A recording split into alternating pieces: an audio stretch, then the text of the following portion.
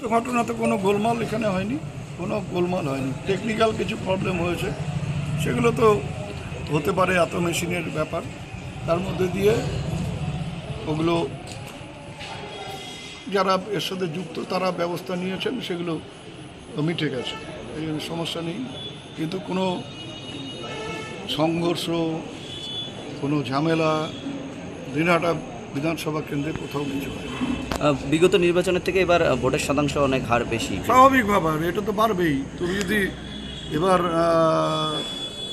যে বালতির থেকে জল কমিয়ে দাও, এবার জলটা যদি ফেলে দাও, সেই জলটা তো যেটা থাকবে সেটা তো আয়তন ইয়ে হবে, কমবে, এবং তুমি দেখবে যে আবার ওটা একেবারে পার্সেন্টেজ ওয়াইজ তুমি নষ্ট যদি না করো, তাহলে ওটা 100% ঠিক থাকবে।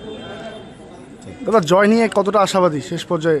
কোনো এই নিয়ে কোনো আলাদা করে চিন্তা ভাবনার কোনো অবকাশ নেই, কোনো ব্যাপারও নেই, ভাবছিও না। জয় নিয়ে কোনো ভাবার কোনো প্রশ্নও নেই।